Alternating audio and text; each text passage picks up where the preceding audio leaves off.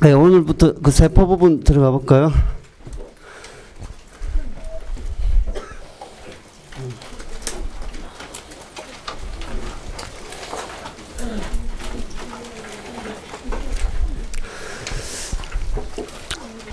세포가 생명체의 구조적 기능적 단위라고 그랬어요. 그 세포 수준에서 생명상을 기본적으로 관찰할 수 있고, 그 기능적인 단위를 쪼개다 보면 이제 세포까지 갔어요. 그래서 같은 기능을 가진 세포 모임을 이제 조직이라고 그러고, 기관 이런 식으로 체계화했었죠. 그 세포는 자신을 구성하는 분자들 합성, 활동에 필요한 정보를 지니고 있는데, 그게 DNA 유전 물질이고, 또 세포는 활동하기 위해서 에너지를 필요로 하는데, 그게 빛일 수 있고, 아니면 유기물 산화, 아니면은 유기물, 무기물 이런 거 산화시켜서 연료로 사용할 수 있고, 또 분열한다, 자극에 대해서 반응하고 또 분열한다 이렇게 있죠. 수를 증가시키고, 그 다음에 유전 정보를 다음 세대 전달할 수 있고, 그 다음에 단세포하고 다세포 개념 구분할 수 있죠. 그 셀이라는 용어를 제일 먼저 쓴 사람이 후크예요. 후크. 1965년에 현미경으로 그 식물 코르크 조직 절편을 이렇게 관찰해서 스케치한 모형이에요, 이게. 근데 그때 당시에 그 수도원에 수도성들이 기거하는 방이 기숙사 방처럼 따닥따닥 붙어 있으니까 한 개 한 개를 셀이라고 그랬거든요. 모양 자체가 그래서 그걸 셀이라고 그랬는데, 지금은 좀 기능적인 의미로 변해 있죠, 이게. 그때 관찰한 것은 단지 죽은 식물세포벽이었다라는 거거든요. 식물세포벽 흔적이에요, 그게. 그 다음에 넘어가면은, 세포살. 세포는 모든 생명체의 구조적 기능적 단위고 반드시 세포 분열에 의해서 만들어진다. 그렇죠. 이게 단순히 한 문장이지만 이 한 문장을 만들기 위해서 엄청나게 오랫동안 연구를 했죠. 슐라이딘하고 슈반이 식물세포술, 동물세포술 이렇게 주장했는데, 두 사람이 저녁에 식사를 하다가 이제 연구하던 걸 이야기하면서, 이 사람 뭔가 기본적인 단위, 식물을 연구한 사람하고 동물 연구한 사람인데, 그 세포술 개념이 이런 식으로 튀어나왔어요. 식물은 세포로 구성되어 있다는 이야기고, 동물 세포로 구성되어 있다는 이야기죠. 그리고 세포는 꼭 기존에 존재하는 세포로부터 나온다는 요 개념을 만들었어요. 그리고 그전에는 자연 발생설이라고 해가지고, 보통 이제 음식물 같은 걸 두면은 거기 구더기 생기고 막 미생물 생기고 그러잖아요. 그래서 그냥 자연적으로 나온다라고 생각했었는데, 실제로 파스텔레가 그걸 부정한 실험이 스완 네이키드 백조목 그 플라스크 형태로 이렇게 만들었잖아요. 그 실험이요. 그 실험 과정은 첫 번째 플라스크에다가 그 육즙 같은 그 영양액을 주입해 놓아요. 근데 가만히 이렇게 놔두면 이제 공기 중에 있는 미생물이나 그 곰팡이 포자 같은 게 오염이 돼가지고 나중에 썩겠죠, 그죠? 근데 어떻게 실험을 하면 되냐면은 가열을 해가지고 끓였죠. 이제 살균을 시켰다는 이야기거든요. 끓인 다음에 그걸 목을 이렇게 S자 모양으로 꽉 이렇게 해버린 거야. 그런 식으로. 그래서 영양액 멸균시킨 다음에 가만 놔놨더니 지금도 파스텔르 박물관에는 그게 오염이 안 된 채로 가만 그대로 유지가 되고 있거든요. 그러니까 영구적으로 멸균 상태를 유지하고 있어요, 이거. 그러니까 왜 그러냐면은, 요게 스완네이키드 이렇게 돼 있으면은, 요렇게 돼 있잖아요, 이렇게, 그죠?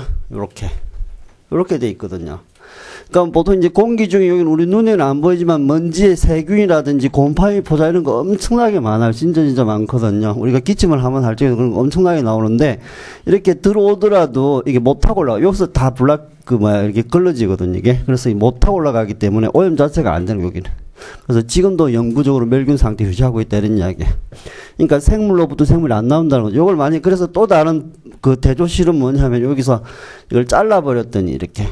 잘라버린 건 금방 이렇게 썩어버리는데, 이렇게 해놓은 건 안 썩는 거. 그러니까 외부 공기하고 연결은 돼 있잖아요, 그죠? 근데 이렇게 잘라버리면은 금방 오염이 돼버리는데, 오염이 안 되더라는 이야기. 그 다음에 세포의 모양과 크기는 생물 종류에 따라 다양하고, 한 생물체 내에서도 세포 위치 기능에 따라 다르다.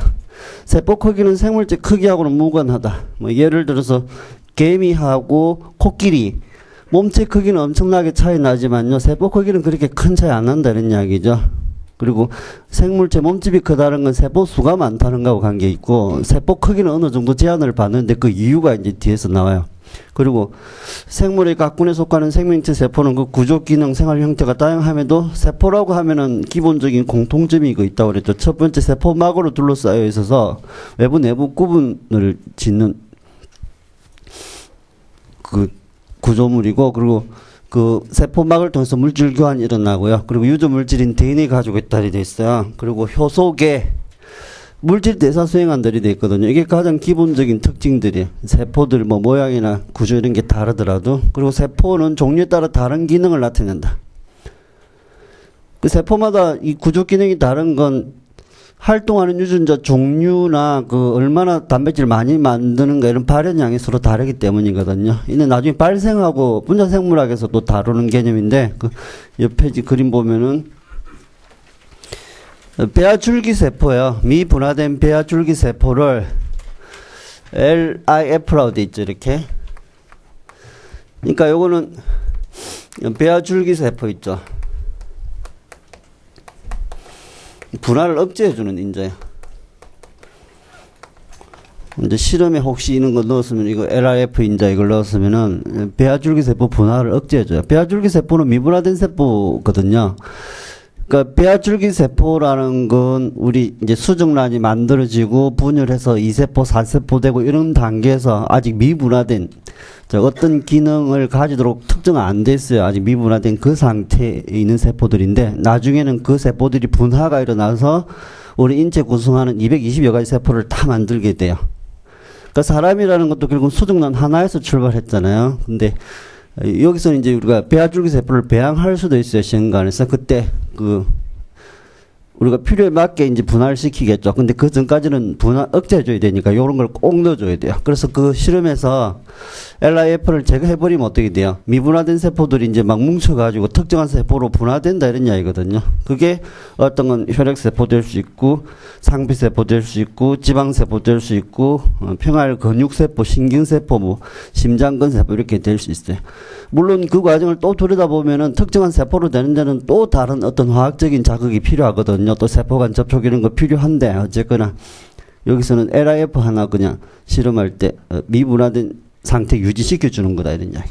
그래서 나중에 저기 세포, 동물세포 배양하고 배아줄기세포 배양을 좀 할 거예요. 그때 또 한번 보면 돼요. 그 다음에 분화된 채석팩도 완전한 개체 형성을 지정하는 모든 유전을 가지고 있다는 건 나중에 생명공학에서 이 부분을 또 자세히, 발생학에서도 이걸 다룰 거예요. 그러니까 위 실험은 발생학의 고전적인 실험인데, 분화된 세포 있죠. 개구리 그 창자세포는, 피부세포예요. 피부세포는 이제 특정한 기능을 가지도록 분화된 세포인데, 그 분화된 세포에서 핵을 떼내가지고, 그 수정이 안 된 알 있죠. 거기서 핵을 제거한 다음에 체세포 핵을 이식해 준 거예요. 체세포 핵을 이식해 줬더니, 정상적인 올체가 만들어지니까요. 피부세포 내의 핵, 즉 DNA도 정상적인 발생에 필요한 정보를 다 가지고 있다는 이야기, 잃지 않았다 이런 이야기예요.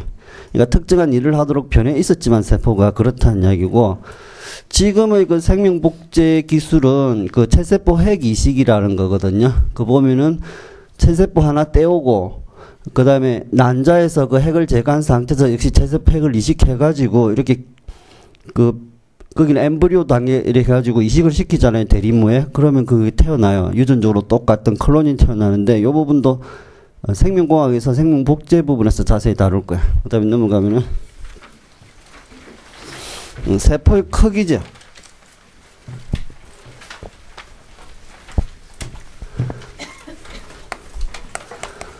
세포가 커질수록 불리한 게 하나 있어요. 세포가 커질수록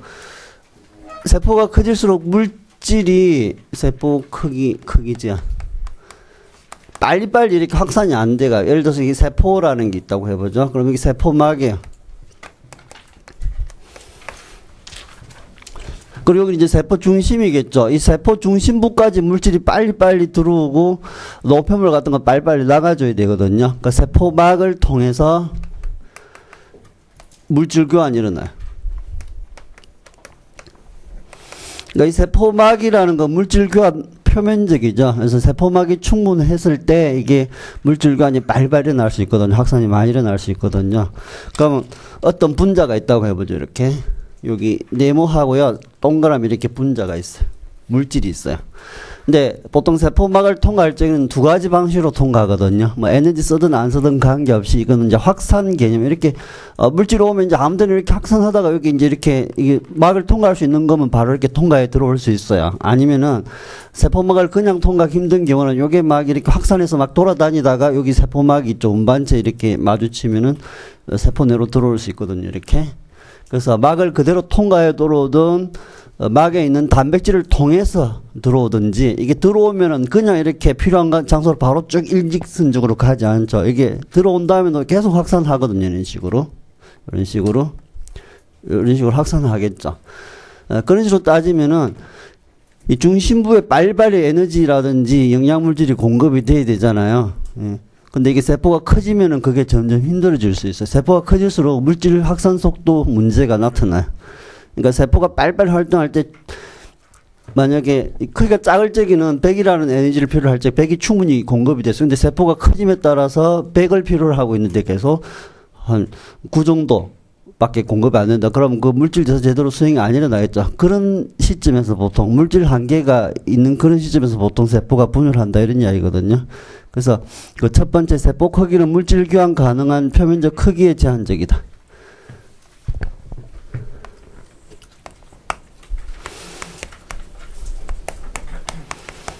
물질 확산 속도 문제가 있어요. 이렇게.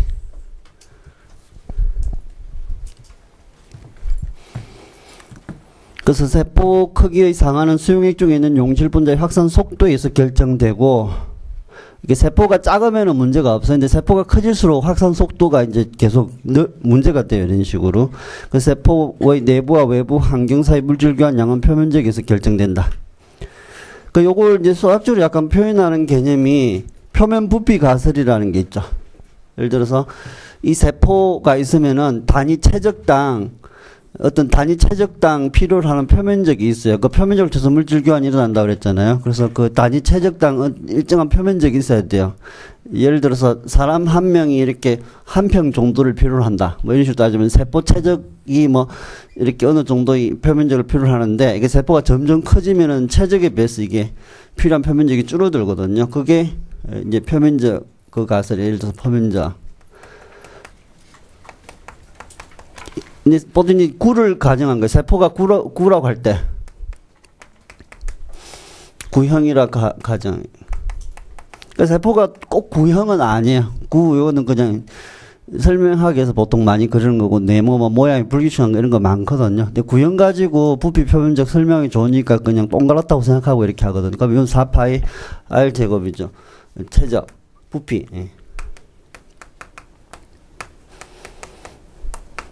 이렇게 되잖아요. 그죠?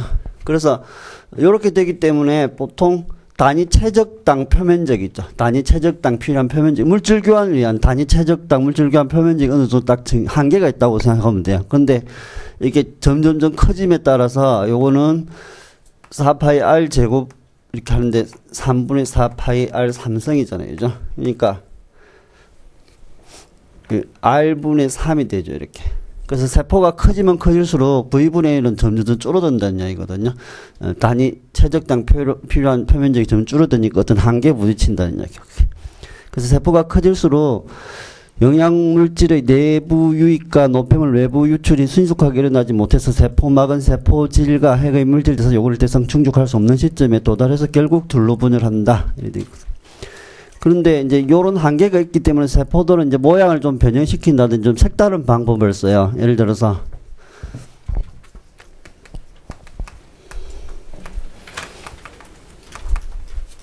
원생물 이런 경우에는 세포질 유동이라는 게 있어요. 또는 이제 원형질 유동, 세포질 유동, 원형질 유동, 뭐 세포질 유동, 뭐 이렇게 번역 용어 차이할 수 있는데 요런 거죠. 예를 들어서 세포가 크잖아요. 이렇게 크면은 또 식물세포가 동물세포보다 훨씬 크거든요. 그러니까 요런 경우 있죠. 요렇게 세포질을 전체적으로 이렇게 빨리빨리 회전시키는 거예요. 이렇게 부피 유동이 집단적으로 이렇게 액체 집단적으로 이렇게 그냥 빨리 이렇게 우리가 휘젓는다는 표현을 쓰겠죠. 이런 경우는 이제 혼합이 되면서 빨리빨리 물질이 이렇게 확산이 될 수 있거든요. 그런 방법을 쓴다든지, 그 다음에 이제 뭐 표면적을 증가시키는 방법은 또 여러 가지 있죠. 이렇게 미세유모 같은 소장상피세포 있잖아요.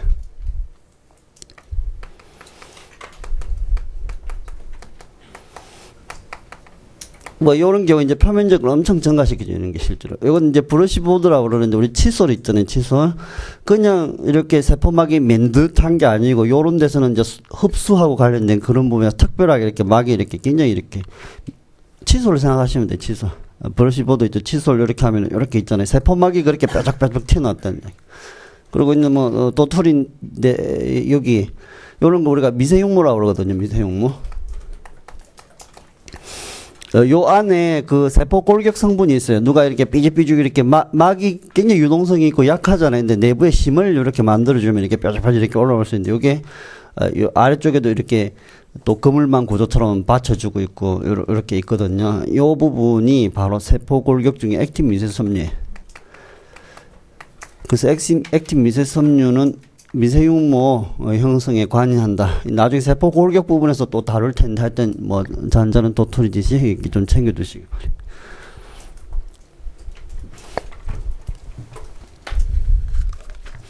그래서 그 책에도 뭐 그게 보면 세포가 커질수록 세포 부피 증가에 대한 표면적 증가가 비례하지 않기 때문에 표면적과 부피보다 이상적인 관계를 위해서 그 크기가 제한된다 이 말이죠. 어느 정도 더 커져버리면은 충분한 물질관 할 수 없는 시점까지 가기 때문에 보통 그때 분열한다 이런 이야기거든요.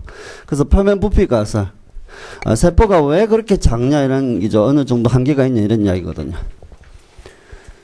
예, 그리고 이제 세균보다는 또 진핵세포가 훨씬 커요. 진핵세포는 또 어떤 거에 있냐면은 이제 막을 구획하는 거예요. 이제 세균 같은 경우는 세포 내부에 막으로 둘러싸인 소기관이 거의 없거든요. 예외적으로 이제 시아노박테리아 같은 경우는 틸라코이드 내막계 구조 약간 그런 게 있었는데 기본적으로 세균이라고 하면 이제 단세포고 내부에 소기관이 없어요. 막으로 둘러싸인 게. 근데 진핵세포들은 이렇게 막으로 구획화시켜 가지고 또 특별하게 막을 늘리고 있어요. 뭐 여기서도 결국은 결론이 뭐냐면은 세포 안에서 이루어지는 화학적 활동량은 세포 부피에 의해서 좌우되지만 세포 내부와 외부 환경 사이 물질 교환, 그렇죠.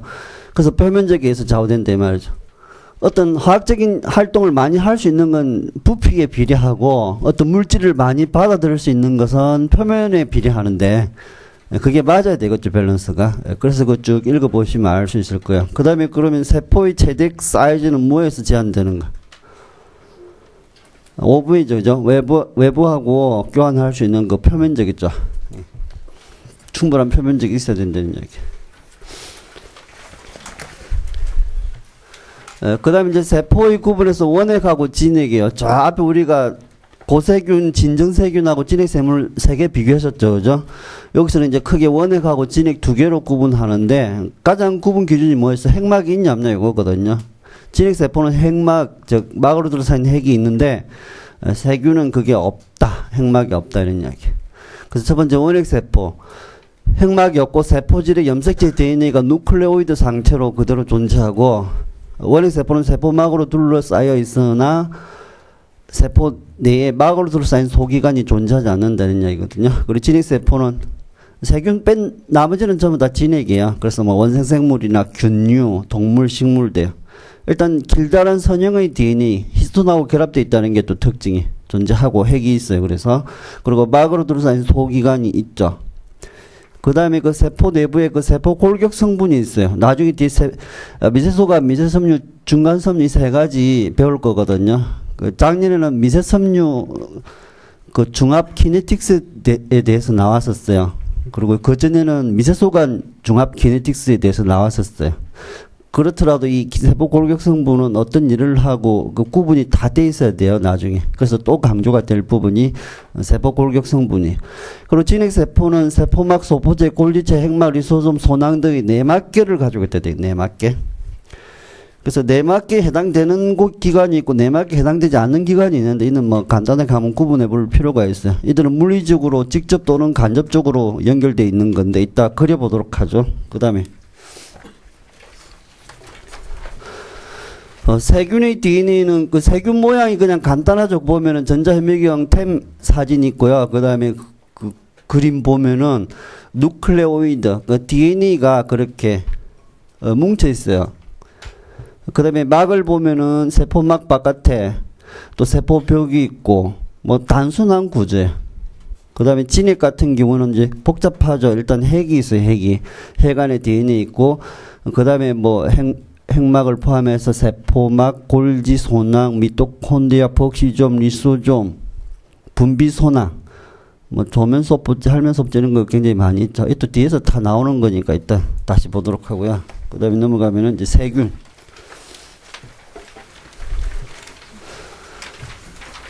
원핵세포, 즉 세균이죠. 그러니까 원핵세포 여러분 그냥 세균만 생각하면 되거든. 세균밖에 없으니까.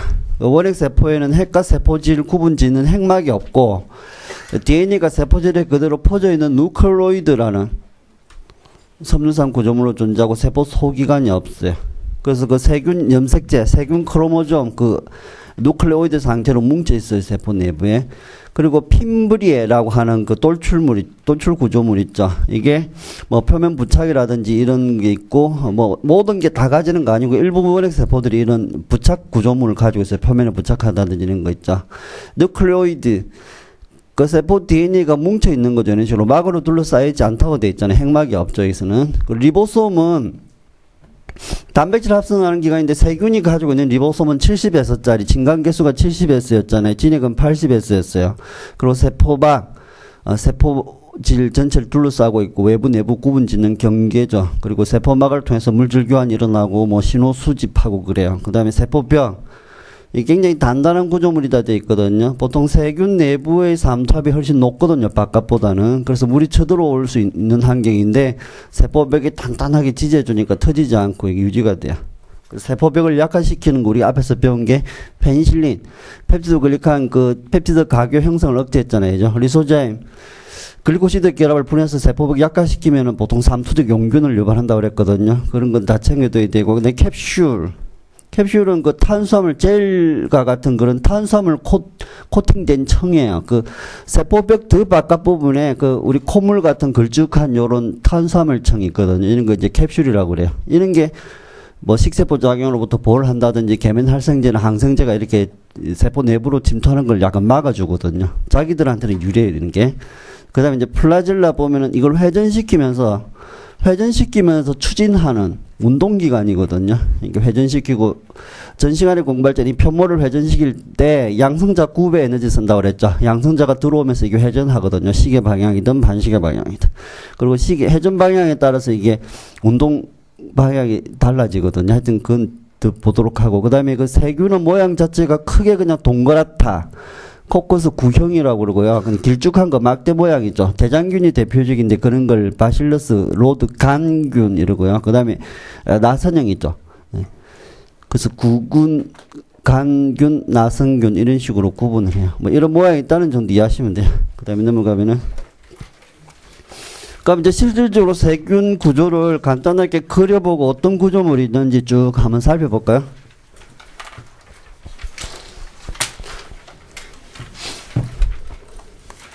요런 걸 이제 구균이라고 그래요. 모양이 동그랗잖아요. 단수는 코커스, 복수는 코사이 이렇게 하거든요.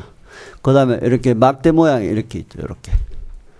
이렇게 실제로 이제 여러분 보면 이제 이렇게 막대 모양이 이렇게 돼 있는 거예요. 이렇게. 입체적으로 그러면 이제 이런 식으로 되겠죠. 이런 식으로. 요게 이제 간균이에요. 간균. S 붙이겠죠? 거기는 아까 바실러스 뭐 이래 놨잖아요. 요런 모양 간균, 막대 모양이. 근데 미생물학 그 번역서 이런 데 보면 막대균 막 이런 식으로도 번역해 놨을 거예요. 그냥 보통 간균, 그 다음에 이게 이제 나선균 이렇게 돼요. 이제 나선형의 간균 이렇게 스펠로도 이런 식으로 할 수 있어요. 예. 근데 대장균이 요런 모양이거든요. 그래서 뭐 대장균 모양을 빌어가지고 이제 구조를 이렇게 보죠. 요거는 이제 조합된 구조예요. 조합된 구조. 요거는 어떤 세균은 요 중에 어떤 거 안 가질 수도 있고 그런데 그냥 조합된 구조를 하나 그려보죠. 이렇게.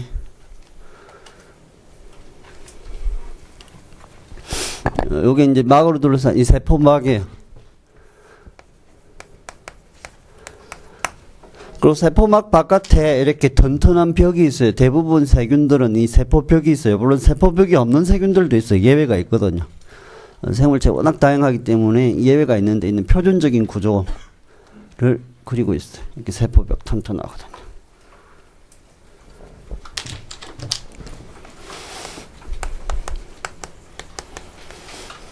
세포벽이 있다면 이제 크게 두 가지로 나눠요. 그람 양성균, 그람 음성균. 물론 세포벽이 없는 경우도 있어요.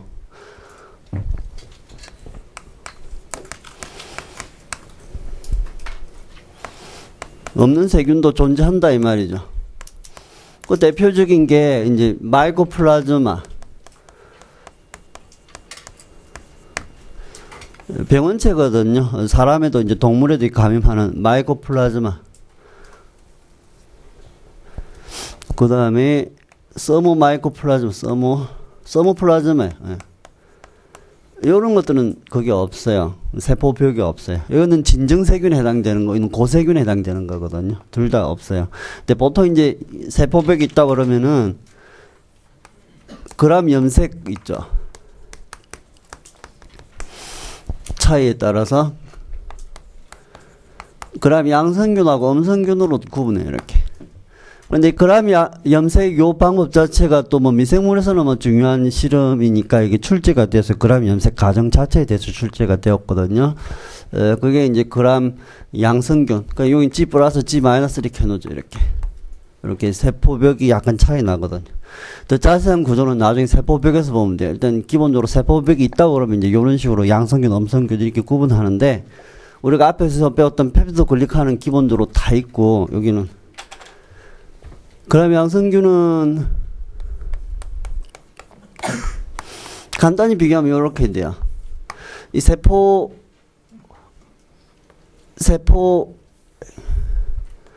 세포막이잖아요. 세포막. 그럼 세포막 바깥에 펩티드 글리칸이죠. 펩티드 글리칸. 우리가 앞에서 배웠던 펩티드 글리칸. N-아시틸 글루코사민하고 N-아시틸 무람산이 베타 원포 결합하고 그 사이를 펩타이드 결합이 이렇게 연결했잖아요. 이게 이제 펩티드 글리칸층. PG층. 이렇게. 그러니까 평균적으로 한 25겹이에요. 펩티드 글리칸층은 하나의 바구니 모양으로 이게 한 겹, 두 겹, 양파 껍질 벗기듯이 그런 식으로 튼튼하게 둘러싸고 있다고 생각하시면 돼요. 이게 굉장히 튼튼해 보이죠. 이렇게. 근데 이런 것도 리소자임을 넣어주면 다 분이 된다는 이야기야. 펜실린을 넣어주면 이런 튼튼한 구조물이 제대로 안 만들어지게 돼. 그 다음에 여기는 그람 음성균은 이렇게 돼요. 세포막이 있고 펩티드 글리칸층은 보통 이제 한 두 겹 정도 이렇게 있어요. 여기 PG층 있고요. 그 다음에 뒤에 외막이 있거든요. 외막. 막이 하나 또 있어요. 우리가 앞에 미토콘드리아나 엽록체 외막에 뭐 포린이 있다 어쩐다 막 계속 이야기했죠. 그래서 투과적이라고 그랬는데 이 세균 외막에도 이 포린층이 있어요. 포린 단백질, 포린 통로가 있거든요. 그래서 펩티드 글리칸하고 외막 두 개 합쳐서 이제 세포벽이라고 약간 구분이 되거든요. 그러니까 외막은 이제 약간 인지질청 구조라, 지질 이중청 구조라서요. 그 계면 활성제라든지 항생제 침투하기 좀 더 어렵죠. 이런 거보다는. 그럼 음성균 이런 식으로.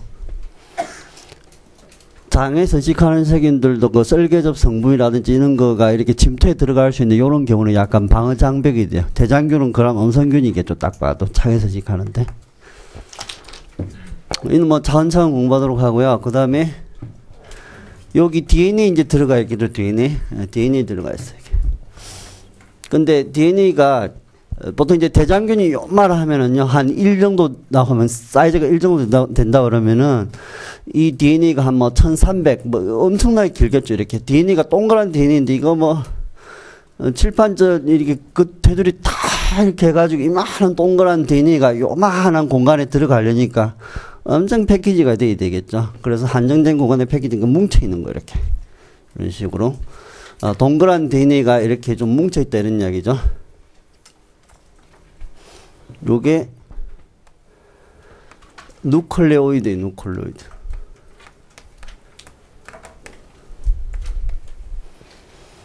그래서 원형 DNA. 원형 DNA.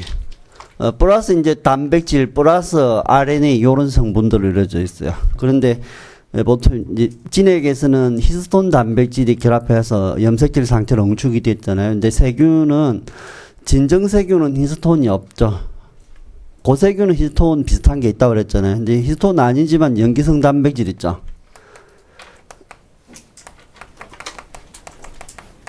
요런 게 이제 복잡하게 이제 콤플렉스 형성하고 있는데 원형 DNA 되는 원형 DNA. 그래서 DNA가 슈퍼콜링 돼 있다고 그래. 슈퍼콜드.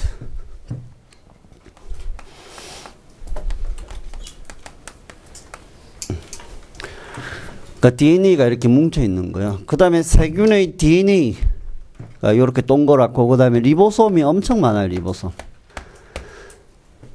거기다가 이제 보통 RNA가 있으면 리보솜이 이렇게 막 여러 개가 이렇게 달라붙어 있잖아요. 그죠?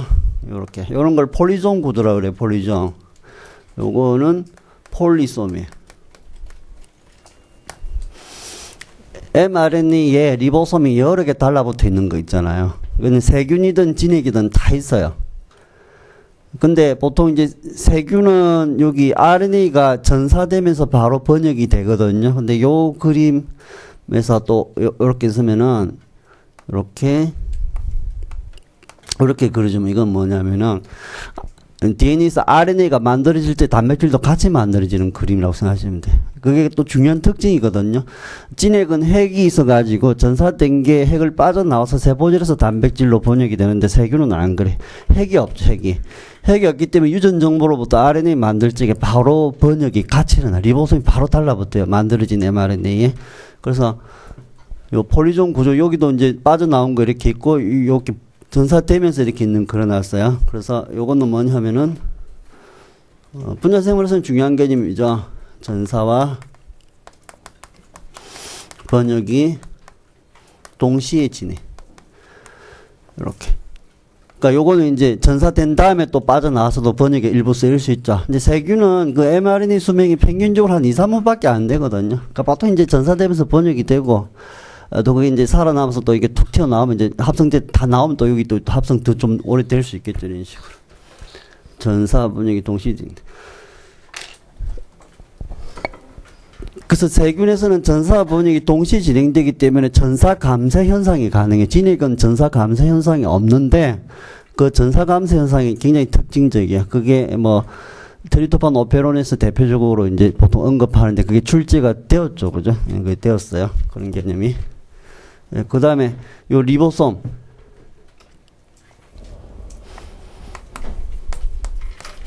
리보솜은 그 침강계수 있죠. 원심분류 해가지고 가라앉는 속도 침강계수를 이렇게 측정한 건데 크기 차이를 이제 S자 표기해가지고 이렇게 나타내요. 진액은 80S라고 그랬는데 세균의 리보솜은 70S짜리야. 진액보다는 좀 크기가 작고 더 빨리 더 느리게 가라앉아요. 80S를 더 빨리 가라앉고 이렇게 무거우니까 이렇게. 네, 그래서 DNA 있고 리보솜 있고 그냥 이게 가장 기본적인 구조물이고 이제 부수적인 거 많이 있겠죠. 물론 우리가 배웠던 거 뭐야? 요 세포질에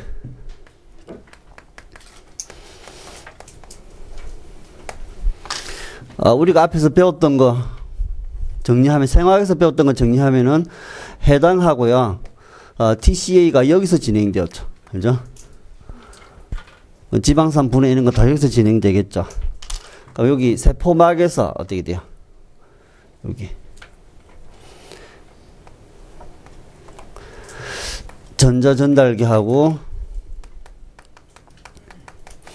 막에 전자전달기하고 ATP 합성 요소 있었어요. ATP. 그러니까 산화적 인산화가 어디서 일어난다? 만약에 산소 이용하는 그런 세균이면 산화적 인산화가 요 세포막에서 일어난다는 거예요. 그러니까 세포막하고 세포벽 사이에 양성자가 축적이 되고 양성자 축적된 게 들어오면서 ATP 만든다는 이야기죠. 또 그걸 이용해서 2차 능동 영양분을 흡수하는 데도 썼고 편모를 회전시키는 데도 썼고 또 특별한 경우에는 그걸 역전자 흐름이라고 해서 NADH를 만들 때도 썼고 그랬어요. 이런 식으로. 그래서 우리가 배웠던 걸 최대한 한 그림에 지금 이렇게 포함시키고 있어요. 그 다음에 편모. 여기 이제 보통 그람 양성균하고 그람 음성균 편모 구조가 조금은 차이 나요. 요거 링 구조 있죠. 막에 박혀 있는 부분이 좀 차이 나는데 그렇더라도 기본적인 거 뭐냐면 이게 이렇게 스크류처럼 이렇게 돼 있어요. 나선형으로 이렇게 돼 있거든. 이런 식으로. 이게 한 개만 붙어 있는 경우도 있고 양쪽에 붙어 있는 경우 있고 주변에 이렇게 다 붙어 있는 그런 걸 또 구분하는 경우가 있는데 뭐 그런 건 중요한 것 같지 않고 일단 여기 양성자가 들어오면서 회전한다 그랬죠. 회전. 그래서 회전했어요. 이렇게. 나중에는 세포 구조물에서요. 진핵세포 편모하고 세균 편모를 분명히 구분해 두셔야 돼요. 그럼 구성하는 단백질도 다르고 구조물도 다르고 에너지원도 다르거든요. 그거 꼭 정리해 두셔야 돼요. 그래서 일단 요거 편모 세균 편모라고 할까요? 세균 편모.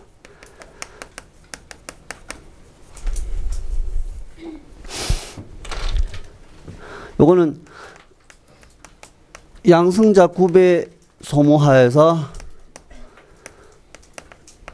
뭐 이동한다 이 말이죠. 운동한다 이 말이죠. 회전이 가장 적합해요. 회전.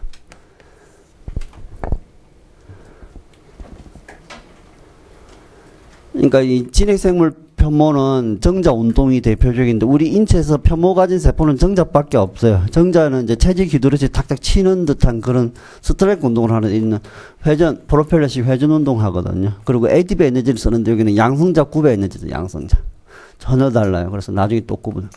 그리고 세균 편모는 플라젤린 단백질로 구성돼요. 플라젤린 단백질.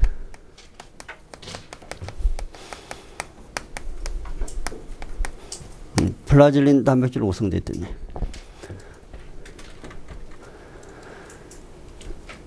진핵 편모는 그 튜뷸린 단백질로 이루어진 미세소관이 있어요. 그래서 그게 다르거든요. 이거는 이제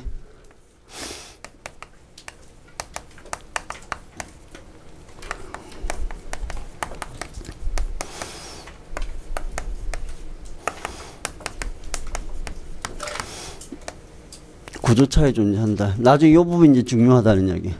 그래서 나중에 이 부분 꼭 정리해 둘 필요가 있어요. 그리고 세균 편모 이러면 이제 의학적으로요. 보통 우리 인체에 어떤 외래 단백질이 들어오면은 항체가 만들어지잖아요.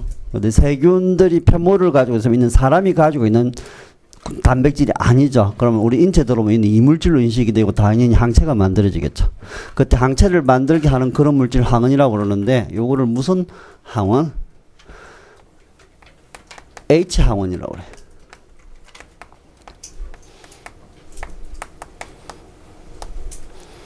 H. 그래서 편모는 당연히 우리 이질적인 단백질이니까 편모를 가지고 있다면은 이제 거기에 대한 항체가 만들 수 있다는 이야기거든요.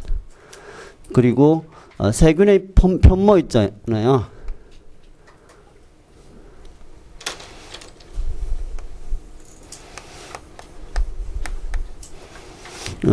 톨 유사 수용체. 요것도 중요한 개념이에요. 그림에서 지금 중요한 개념을 계속 끄집어내고 있어요. 톨 유사 수용체라고 해가지고 보통 대식세포나 호중성구나 이런 것들이 몸에서 막 돌아다니다가 우리 인체가 가지고 있지 않은 분자들 있죠. 그런 것만 만나서 신나서 탁 달라붙고 인투리킨 같은 그 이제 염증 유발 물질 같은 거 막 만들어주거든요. 이게 만약에 대식세포가 돌아다니는데 편모, 플라젤린 단백질을 만났다면 이건 이물질이거든요. 거기에 대해서 이제 면역 방어를 하게 돼요. 하여튼 의해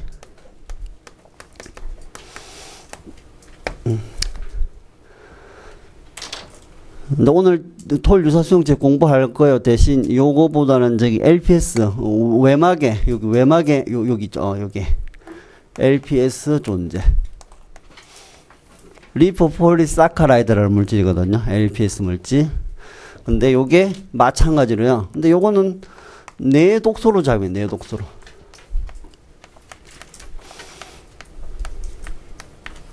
또 중요한 개념 끄집어냈죠. 오늘 그림 하나가 완전히 지뢰밭이죠, 지뢰밭. 아유. 요렇게.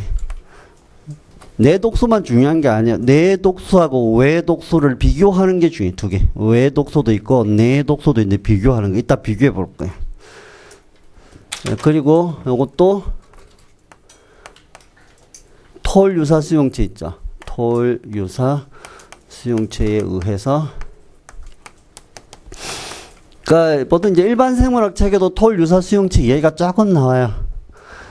그 캠벨 책에 나오는 톨 유사 수용체 그림 하나 딱 있거든요. 설명 조금 해서 그거는 임용고시 문제 그대로 출제가 돼서 그 그림 자체. 요거 이렇게. 요거는 이제 톨 유사 수용체 4예요. 이 또 1, 2, 3, 4 막 많이 있거든요. 4예요, 4. 뭐 톨 유사 수용체 3 같은 경우에는 CPG, 메틸레이션 안 된 CPG DNA를 인지하면은 이제 뭐 톨 유사 수용체 9 같은 경우는 이중 라선 RNA 있죠. 보통 이중 라선 RNA는 나중에 RNA 간섭하고 관계된 건데 그런 분자 있으면 또 달라붙어가지고 인트루킨 만들고 그러거든요.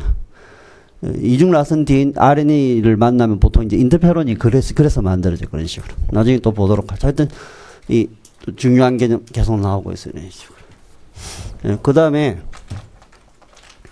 편모가 있으면 아까 선모가 있었잖아요. 선모. 요렇게 필린 단백질로 이렇게 이런 필리 구조. 그래서 핀버리아 또는 필리. 그러니까 요거는 이제 필리 또는 이제 번역 용어가 있어요. 선모 이런 식으로 번역하는 게 있는데 그냥 영어로 필리. 어차피 요 용어를 쓰더라도 영어 병기해 주니까 핀버리아 필리 그냥 영어 용어로 그냥 기본적으로 정리해 두면 될 것 같아요. 그러니까 요거는 약간 수적인 차이로 구분하는데 그냥 뭐 하는 일은 그거야. 여기 표면 부착이야. 아까 앞에 그림 나왔잖아요. 뭐 조직에 부착이 된다든지 뭐 표면에 부착하는 거 있죠. 근데 여기도 표면 부착. 그 다음에 나중에 분자생물학에서 엄청 강조하겠지만 접합 과정. 근데 그게 또 작년에 접합 과정하고 관련된 게 나왔죠. 워낙 그 강조했던 부분인데 접합 시 DNA 이동 통로에 플라즈미드를 포함한 그런 DNA 이동 통로에 그 다음에 뭐 어떤 경우는 이제 바이러스 침입 수용체도 돼요. 그 요런 그림은 나중에 한 번씩 다 그려볼 거예요. 나중에 우리가 생명공학 부분 공부할 때 M13 바이러스 있거든요. 그게 이제 대장균으로 침투해 갈 때 그 필리를 통해서 침투해 가는 그림을 하나 그릴 거예요. 여기서는 기본적으로 요런 게 갖고 이제 접합시 이렇게 돼 있어요. 접합 과정은 그냥 간단하게 이렇게 그리면은 세균은 유성생식 안 하고 무성생식만 하거든요. 근데 그래서 분열하면 유전적으로 똑같은 자손 세포들만 만드는데 유전 형질이 약간 달라질 수 있는 기작이 크게 세 가지가 있거든요. 자기가 가지고 있지 않은 외래 물질을 공급받는 케이스인데 세 가지가 있어요. 그 중에 뭐 형질 전환, 형질 도입 접합 중에 접합이라는 거 뭐냐면 예를 들어서 F 마이너스 플러스 세포, F 마이너스 세포 이런 식으로 구분하는 게 F 플라즈미드가 있거든. F 플라즈미드. F 인자, F 플라즈미드라고 그래요. 근데 요게 요렇게 자기 이게 DNA를 이렇게 넘겨주는 거예요. 이렇게 F 마이너스. 그래서 F 플러스 마이너스는 F 이제 있는 거 플러스 없는 거 마이너스라고 그러는데 이 유전 물질 보통 이제 항생제 내성 이런 게 여기 포함돼서 같이 이동할 수 있거든요. 그런 경우 이제 세균 간에 항생제 내성을 빨리 획득하는 거, 확산되는 거 그런 게 요런 기작 때문에 일어나. 그러니까 이 F 플라즈미드 자기 DNA를 이렇게 넘겨주면 나중에 F 플러스로 되거든. 이게 접합 과정. 접합. 그래서 나중에 접합 부분 공부할 거고 이거를 이제 우리가 필리 또는 접합간 이런 식으로 이야기하거든.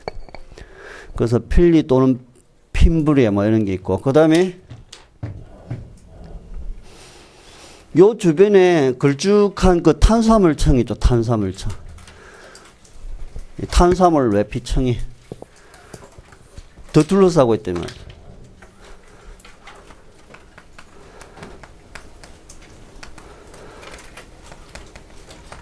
요걸 이제 점질층. 슬라임은 이제 걸쭉한 이 미끌미끌한 그런 점액 이야기 하는 거죠. 요걸 레이어 또는 캡슐이라고 그래. 캡슐.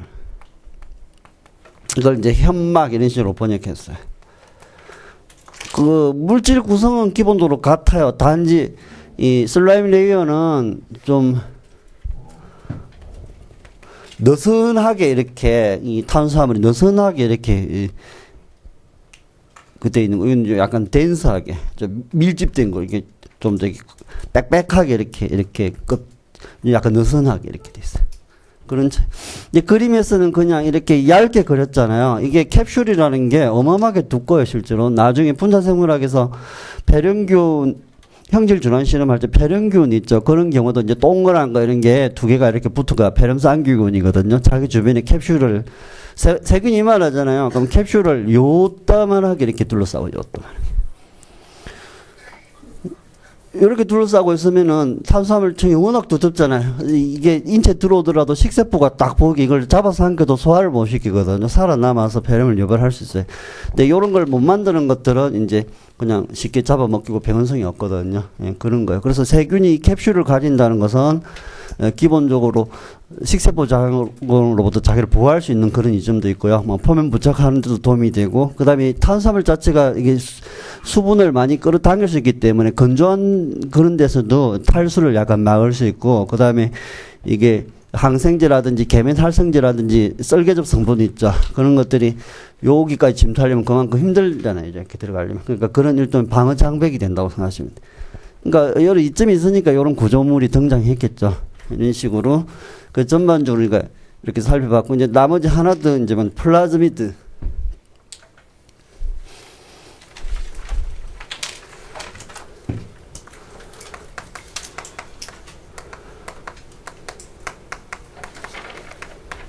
플라즈미드 DNA. 나중에 생명공학에서 계속 나올 플라즈미드.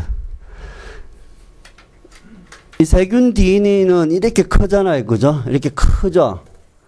이 플라즈미드 사이즈는 세균 염색체 크기의 보통 한 1, 2% 사이즈. 이렇게 돼서. 근데 이 플라즈미드 DNA는 이 보통 특별한 유전자들이 좀 많이 있어요. 뭐 예를 들면 항생제 내성 유전자라든지 중금속 내성 유전자라든지 아니면 이제 뭐 난분해성 물질 있죠. 벤젠, 톨루엔, 자일렌 이런 건 정상적으로 분해하기 좀 어려운 물질이거든요. 방향족이 튼튼하니까. 근데 그런 걸 분해할 수 있는 효소 유전자들인지 이런 데 있다든지 플라즈미드 DNA.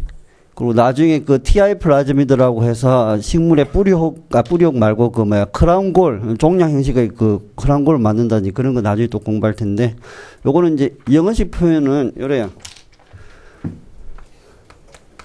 엑스트라.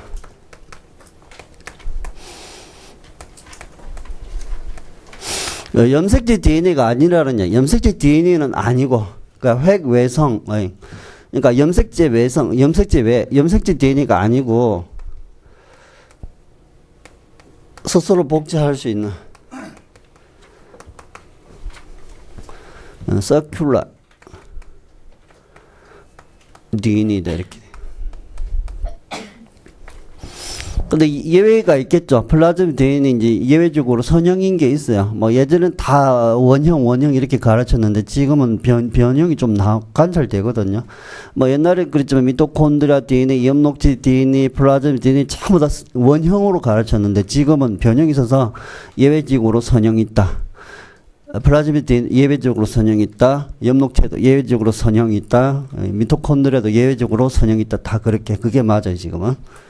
예. 그리고 이 유전공학에서 외래 유전자 원반차로 쓰거든요. 그건 나중에 뭐 또 공부하면 되니까 전반적인 구조를 여기서는 비교하는 게 좋아요. 그래서 세균 이러면은 대강 요런 그림이 떠올라야 돼요. 세균 그냥 단순하죠. 워낙 단순하죠. 이게 조금. 그러니까 세균은 워낙 작아요. 대장균 같은 경우에는 여기 요까지가 그냥 1 마이크로메타면은 여기 요까지 한 2 마이크로메타 정도 되거든요. 굉장히 작죠. 이런 식으로. 진액 같은 경우는 한 10 내지 100 마이크로메타 되거든요. 그러니까 한 10배 차이 나는 거죠, 쉽게 가지고. 10배, 100배 이렇게 차이 나는 거죠. 미토콘드리아가요, 한 요만해요. 세균 대장균만 해봐도. 엽록체는 그보다 좀 더 크고.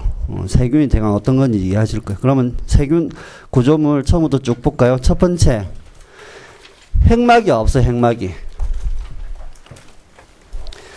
동그란 DNA 하나의 염색체. 하나의 DNA. 원형 DNA 한 개. 그러니까, 이렇게 동그란 DNA 어떤 유전자가 한 개밖에 없다는 이야기, 한 개밖에. 그러니까 사람은 이배체라고 해서 이는 보통 염색제 V로부터 하나 물려받고 모로부터 하나 물려받아서 염색제 2개 가지고 있잖아요. 어떤 그 1번, 2번 이렇게 할 때 그때는 유전자 2개씩 가지고 있거든요. 유전자. 근데 세균은 원형 DNA 딱 한 개만 있으니까 유전자 한 개밖에 안 가지는. 유전자 고장 나면 그 기능 자체를 잃어버리겠죠, 그죠? 대신 자연계에서는 이 반수체라고 그래. 있는 반수체, 반수체 이렇게 반수체에 해당. 사람에서 반수체에 해당되는 세포들이 정자, 난자 이런 게 반수체거든요. 반수체 개념이. 일반 제세포는 이배체라고 해서 어떤 유전자 2개씩 가지고 있지만 1개씩 가지고 있어요. 그래서 자연계에서 이런 이점은 뭐냐면은 유전자가 좀 고장이 났을 때 그게 빠르게 진화가 될 수 있는, 빠르게 변할 수 있는 그런 이점이 있어요. 배수체보다는 훨씬 빠른 성장도 하고 또 진화 능력이 좀 더 뛰어날 수 있어요, 이런 게. 나중에 이제 자연이 깨우치게 되는 개념이고, 누클레오이드 상태로 진핵세포처럼 핵막에 둘러싸여 있지 않고 세포질에 존재하죠. 그래서 그 그림 보면은 이걸 염색제 DNA 한 개가 풀어 헤쳐진 모양이에요. 이걸 깨뜨렸더니 펼쳐져 나온 거거든요. 어마어마하게 길죠, 지금. 엄청나게 길어요. 이게 패키지되어 있다는 이야기, 이런 식으로. 그리고 플라즈미드 DNA는 그 옆에 하살표에서 표시나는데 상대적으로 굉장히 작다는 걸 알 수 있어요. 그다음에 두 번째 플라즈미드. 세균의 염색지 DNA하고는 별도로 존재하고 자기 복제가 가능한 동그란 이중나선 DNA 분자. 유전공학에서는 그 불필요한 부분을 잘라내고 거기에 우리 원하는 유전자 끼워 넣어서 이제 세균에 다시 집어넣어 주거든요. 그런 식으로 우리가 원하는 DNA를 만들 수가 있어요. 또 원하는 단백질을 만들 수 있어요. 플라즈미드의 몇 가지는 주위 환경의 독소, 항생물질에 대한 내성을 갖게 한다. 그런 유전자들이 여기 있다는 이야기고, 플라즈미드는 다른 세균으로 전달 가능하고 특히 약제 내성과 같은 특성이 집단에 쉽게 퍼질 수 있다 이렇게 돼 있어요. 그리고 그 접합 과정을 통해서 그런 플라즈미드를 전달해 줄 수 있는데, 그림에서 보면은 수용세포, 공용세포에서 F 플러스 F 마이너스 이런 개념으로 생각하시면 되거든요. 그래서 접합간, 필리 이런 구조물이 통로 형성해 주면은 그렇게 전달되는 거예요. 그럼 그건 전달받은 건 또 다른 세균에 전달해 줄 수 있고 이렇게 되겠죠. 첫 번째, 플라즈미드가 가지고 있는 유전 정보는 모든 조건에서 세포 기능에 필수적이지는 않지만 특정 조건 하에서는 선택 이점이 있어요. 그거 상장하는데. 예를 들어서 항생제 내성 유전자가 있다고 했을 때 항생제가 없으면 특별히 이점이 없지만 항생제가 있는 한계에서는 굉장히 도움을 준다는 이야기고, 난분해성 물질분에 의한 효소들, 그런 물질이 없으면은 특별히 쓸 일 없는데 그런 물질 환경에 있으면 그걸 에너지원으로 쓸 수 있으니까 이점이 있다는 이야기야. 또 많은 병원성 세균, 병원성 인자들은 종종 플라즈미드에 암호화되어 있다. 그 다음에 전형적인 플라즈미드는 이중가닥 DNA로 되어 있고, 염색제 DNA 한 5% 미만인데 보통 한 1, 2% 수준이고, 대부분의 플라즈미드는 환형, 동그랗지만요, 선형인 그런 것들도 예외적으로 있더라는 이야기. 그 다음에 넘어가면은, 그 다음에 플라즈미드는 종류에 따라 세포 내에 존재하는 수가 달라요. 그런 걸 카피 넘버라고 해요. 카피 넘버. 요런 용어가 기출문제 지문에도 있어요. 카피 넘버. 생명과학 문제 이런 지문에 카피 넘버. 한 세포 내에 몇 개 존재하냐 이런 거거든요. 그래서 이걸 이제 싱글 카피 또는 멀티 카피 이러는데, 이게 한두 개 존재하는 경우가 있고, 그걸 싱글 카피 플라즈미드라고 그러고, 보통 이제 한 10개, 100개 이런 정도까지 수십 개 보통 존재하는 그런 걸 멀티 카피래요. 수적으로 좀 있어, 이렇게. 여기서는 한 개, 세 개 또는 100개 이상 이런 경우 있다 이런 이야기죠. 그리고 세포막. 세포막은 세포를 둘러싸고 있는 두께 8나노미터 이니질 이중층 구조. 뒤에서 자세히 공부할 거야. 일단 외부하고 내부 구분 짓는 물리적인 장벽이죠. 그 장벽을 통해서 이제 물질 교환이 일어나요. 영양분을 세포 내로 불러들이고 노폐물을 밖으로 내보내고. 그 다음에 세포막 전체는 인지질 분자들 간의 소수성 상호작용하고 반데르발스 결합에 의해서 안정화되어 있고, 마그네슘, 칼슘과 같은 양이온들은 엄전화된 인지질과 이온 결합해서 막을 좀 튼튼하게 안정해 준다 이런 이야기죠. 그리고 세포막 구조 보면은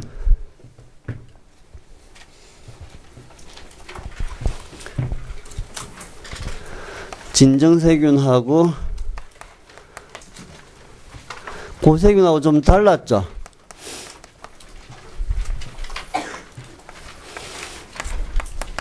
지방산이 글리세롤에 에스테를 결합하고 있어요.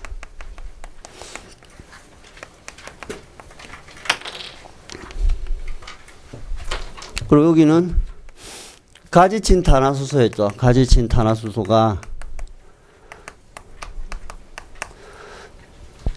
에테르 결합하고 에테르 결합.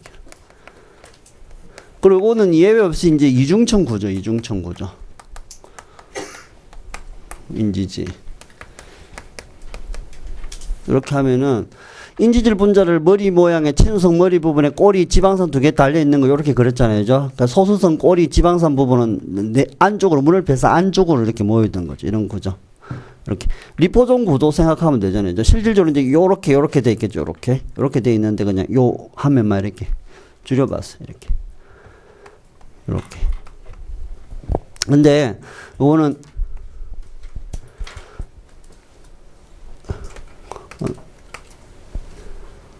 피타닐 다이에트라는 게 있어요. 나중에 또 보겠지만 다이에트 구조는 또 테트라에트. 요거 같은 경우는 다이에트는 이중층 구조 맞거든요. 요렇게 해가지고 이 가지친 거 있죠. 가지친 구조 이렇게 그려주면 되는데 하여튼 여기는 이중층 구조가 맞아요. 이렇게 가지친 구조. 근데 여기는 단일층에 있는 바이레이어인데 여기는 모노레이어. 요건 훨씬 길어가지고 여기서 여기까지가 그냥 하나로 돼 있어요. 이렇게 이 가지친 거 이렇게 구조물로 이렇게. 자세한 그림은 나중에 뒤에 나오니까 이렇게 보면 돼요. 이렇게. 그래서 요는 이중층 구조, 요런 구조인데 다이에트 구조, 에트 2개 결합된 요런 지질 성분은 이렇게 이중층을 이루는데 에트 4개 결합된 요런 구조물은 그냥 한 층으로 이렇게 쭉 돼 있거든요. 이게 훨씬 튼튼해요. 그러니까 고온에 대해서 훨씬 튼튼한 게 이 지질 성분이 이걸 2배나 길죠. 이게 한 분자에 비해서 2배나 길거든요. 그러니까 2배나 긴 요런 분자들이 서로 나란히 이렇게 딱딱 접촉이 돼 있다.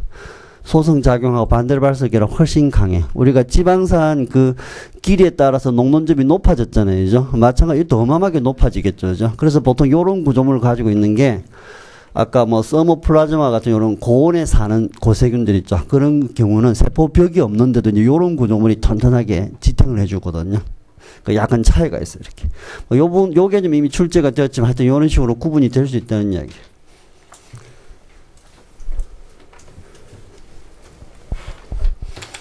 그리고 또 보통 이제 지방산 에스터 결합하고 있는데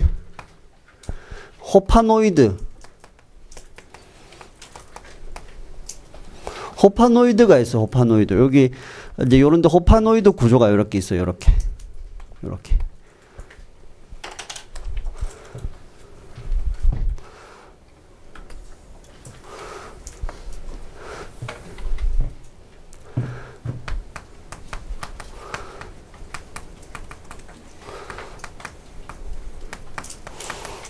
일부 세균은 누구냐 하면은 그 마이코플라즈마 있죠. 마이코플라즈마.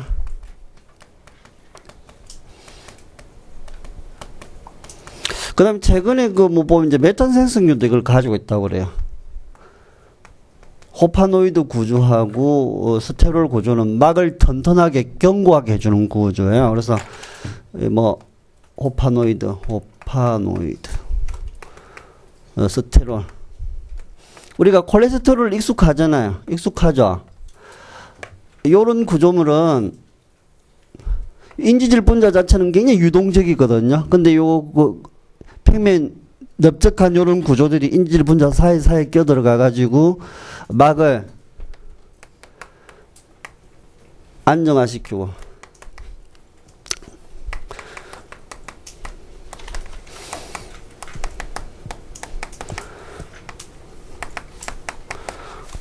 그렇지만 막 유동성은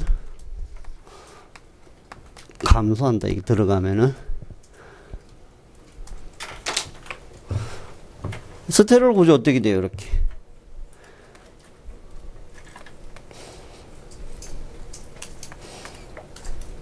요 구조가 스테롤 구조거든요. 콜레스테롤 같은 경우는 이거 OH가 있고 요렇게 있고 이 이중결합 이렇게 들어가고 아이고 죄송해요. 여기 이중결합이 저기 하나 들어가고 콜레스테롤은 이렇게 됐죠. 이게 OH 들어가고 하여튼 요 구조 요 링 구조 가지고 있는 걸 스테롤 구조. 이렇게 육각형 이렇게 하나 둘 셋 오각형 한 개 요 구조 이렇게. 그래서 뭐 요 기본 구조가 스테롤 화합물에 콜레스테롤도 요 하나 얘에 해당되는 거 스테롤. 스테롤은 큰 개념이에요. 요런 구조 가지고 있는 걸 스테롤 화합물이라고 그러거든요. 동물 세포는 콜레스테롤을 가지고 있고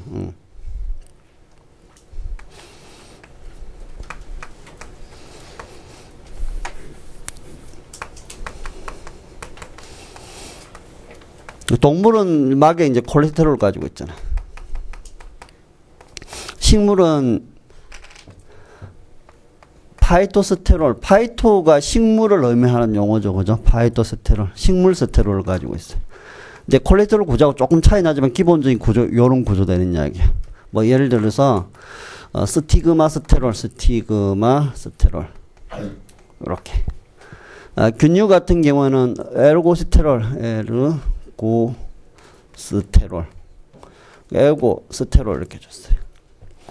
에르고스테롤은 우리 피부에서 자외선 받으면 비타민 D2로 되거든요. 그 비타민 D2, 비타민 D3 이런 식으로 이제 다 그 칼슘 흡수할 수 있는 그런 구조물들이.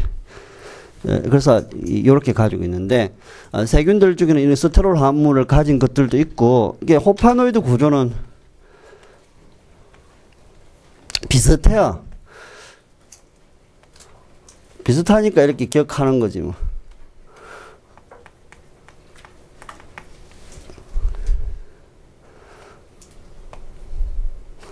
뭐 이렇게 보니까 좀 비슷하죠. 예, 비슷해 보이잖아요. 이렇게.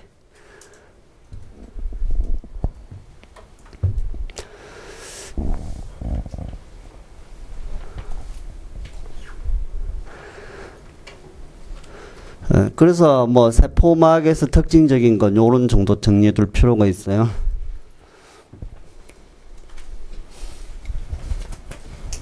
책으로 다시 와가지고 그러니까 요런 분자들이 이 인지질 분자 사이에 톡톡 끼어들어 있으면 이게 튼튼해져요. 그래서 첫 번째 많은 종류의 세균은 호파노이드라고 하는 스테롤 유사 화합물이 세포막에 존재해서 세포막을 견고하게 해주고요. 또 진정세균하고 진행세포 세포막은 글리세롤이 지방산하고 에스테르 결합한 인지질로 구성되지만 고세균막은 가지친 탄화수소하고 에테르 결합. 세포벽. 그럼 양성균하고 음성균 세포벽 구분할 수 있겠죠. 딱 보면은. 첫 번째, 대부분의 원형 세포는 세포벽이라고 하는 견고한 외부 청으로 둘러싸여 있는데, 대부분이란 말은 안 가진 것도 있다는 이야기죠. 그죠? 그리고 세포벽의 두께는 요 정도이지만 그 이상 된다. 또는 그 이상 되고, 그럼 양성균, 음성균 나중에는 구조 자체를 구분해 둬야 돼요. 나중에 또 정리되겠지만, 하여튼 두껍고 균이란 펩티도 글리칸 청하고 테이코산, 엄지나 띈 요 테이코산 요런 것들이 기본적으로 둘러싸고 있고, 그럼 음성균은 상대적으로 좀 얇은데 지질다당체 LPS로 LPS를 이제 지질다당체 이렇게 하는데 리포폴리사카라이드로 이루어진 복잡한 외막으로 둘러싸여 있고, LPS는 외막의 구조를 안정화시키고 숙주 방어 체계 피하는 것 외에도 내독소로 작용한다고 했는데 아까 내독소 내독소가 오면은 몸에 열이 난다든지 뭐 설사 일어날 수 있다든지 쇼크 이렇게 뭐 폐혈성 쇼크 이런 게 있어요. 폐혈성 쇼크 이런 건 보통 그런 음성균이 혈액에 감염이 돼가 수가 엄청 늘어나는 경우 있거든요. 그런 경우에는 외막에 있는 LPS가 워낙 많기 때문에 우리 면역세포들이 거기에 반응해가지고 염증만 일어나고 막 그 혈압이 막 급강해가지고 죽고 막 이러거든요. 하여튼 심한 경우는 있는 양이 많을지 굉장히 문제가 되는데 일단 발열, 뭐 설사, 속고 이런 증상을 나타내는 거예요. 좀 다량 작용 시. 이렇게. 내독소로 작용한다. 이따 외독소, 내독소 비교해보고, 그 다음에 그 LPS 물질에 대해서 그 면역세포가 어떻게 반응하는지 그걸 일단 정리할 거예요. 펩티도글리칸 껍질은 세포 전체 감싸서 물 삼투적 유입에 의한 세포 팽창과 용균을 방지한다. 뭐 다 아는 이야기. 그 다음에 이제 세균에서는 이분법 분열을 통해서 한 세포가 두 개의 세포를 생성하는 데 있는데, 한 개의 세포가 동그란 DNA죠, 그죠? 그러니까 DNA가 복제되면 이제 DNA 두 개가 되거든요. 근데 보통 DNA가 복제되면서 이게 분열이 일어나요. 진핵세포는 우리가 세포 주기 공부하면은 DNA 한번 복제한 다음에 분열해요. 그걸 G1S, G2M 이러잖아요. 근데 세균은 이게 DNA 복제가 되면서 이제 쭉 두 개로 나눠지고 있죠. 이런 식으로 나눠져 가지고 두 개 분리, 이런 걸 이분법 분열이라고, 무성색식 이분법 분열. 그 사진 보면은 그냥 두 개로 쭉 쪼개지는 거거든요. 그다음에 그 밑에 보면 역시 이분법으로 분열 중인 세균 이래서 그냥 두 개로 쭉 나눠지는 거죠. 길어졌다가 딱 쪼개지잖아요. 나중에 세포 분열 부분에서 세균의 분열에 대해서 또 더 자세히 공부할 거예요. 그리고 보통 시료에 어떤 생물학적 시료에 세균이 몇 마리 있는지 그걸 확인하려면은 그 한천 배제에다가 이렇게 플레이팅 해가지고 컬러니 수를 세거든요. 이 부분도 나중에 실험 부분에서 우리가 정리할 거거든요. 세균 수 계산하는 거. 그 다음에 이분법과 미생물 개수 있고 현막, 캡슐이라고 그랬잖아요. 번역 용어가. 세균에서 합성되고 분비되는 다당류, 이런 혼합물이고 세포를 둘러싼 구조물이고요. 느슨한 그물망 형태면 이제 점질청, 좀 빽빽하게 쪼밀한 청을 이루고 있으면은 현막 이렇게 구분해. 그 다음에 그 해미경 사진을 보면은 현막이라는 게 얼마나 두텁게 둘러싸고 있는지 알겠죠, 그죠? 굉장히 많이 두텁게 둘러싸고 있어요, 이런 식으로. 그 다음에 많은 세균의 세포 외막이나 세포벽 바깥에는 점질청 이나 현막이 존재하고, 하는 일은 뭐 숙주 조직에 부착한다든지 또 세균들 간의 부착에도 중요하고, 또 식균 작용과 같은 숙주 면역 방어 기작으로부터 보호한다든지 탈수 방지하는 이런 역할을 하죠. 근데 핀브리아, 필리 이렇게 돼 있거든요. 필리는 그 조금 더 길고 뭐 한 개 또는 몇 개 정도 수적으로 좀 작아요. 근데 그 핀브리아는 그 상대적으로 좀 짧으면서 훨씬 여러 개일 때 그걸 이제 핀브리아 이러거든요. 뭐 기본적으로는 세포 부착에 관련돼 있어요. 그 왼쪽 그림은 핀브리아라고 했죠. 수가 굉장히 많고 좀 상대적으로 짧은 거. 그리고 필리는 그 오른쪽 그림이요. 그 세균 간에 지금 접합이 한창 일어나고 있는 과정이고, 거기서 이제 DNA가 그 통로를 통해서 쭉 전달이 되고 있는 중에 지금. 그리고 요런 구조물에 바이러스 입자가 달라붙어서 또 이제 감염될 수 있고 뭐 이런 건데, 하여튼 핀브리아는 세균을 특정 표면에 부착시키는 역할을 한다 돼 있어요.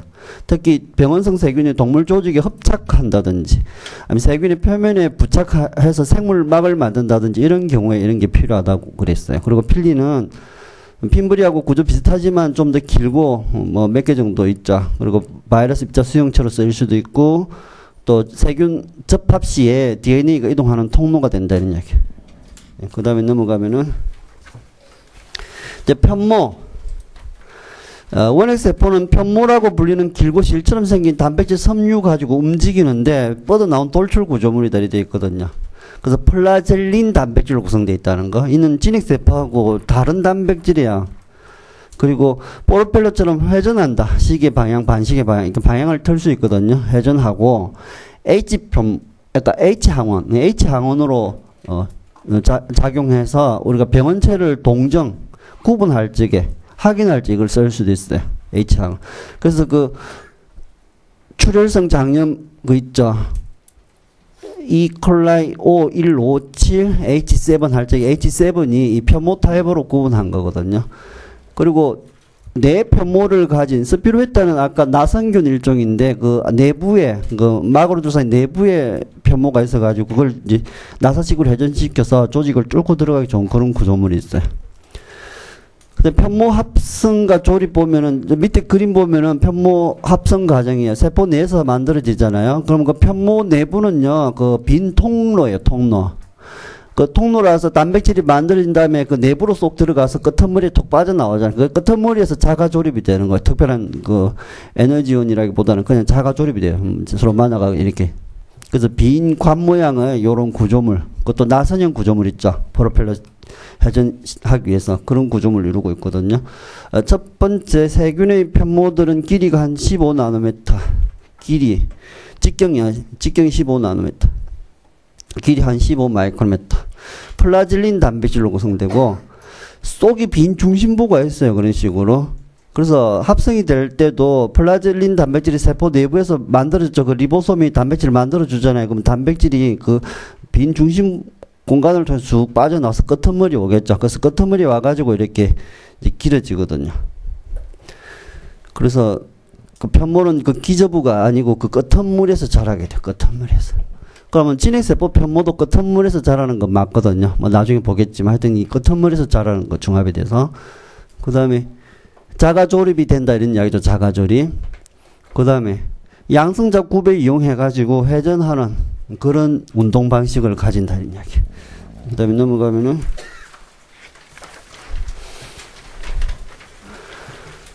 편모의 그 운동 방법은 뭐 인쇄된 부분에서는 뭐 깨끗하게 나올 거예요. 그런 식으로 이제 편모가 있어서 회전한다는 이야기죠. 운동한다는 이야기 회전시켜서. 첫 번째 편모 섬유사는 경관 나선 형태 이루고 있어요. 그 그림에서 보면은 양성자가 들어오면서 회전하고 있다는 그림이에요 지금. 편모는 배의 프로펠러처럼 작동한다, 회전한다는 이야기예요. 그리고 원핵세포 편모는 진핵 편모하고 작동 방법이 다르다는 거. 구조적으로도 구분해야 되고 운동 에너지원 자체가 다르다는 거. 세균은 ATP가 필요하지 않다 이렇게 돼 있죠. 양성자 구배 에너지 이용하거든요. 근데 진핵에서는 ATP 물질이 그 디네인 단백질에 소모되면서 편모가 이렇게 또는 선모가 운동하게 돼 있어요.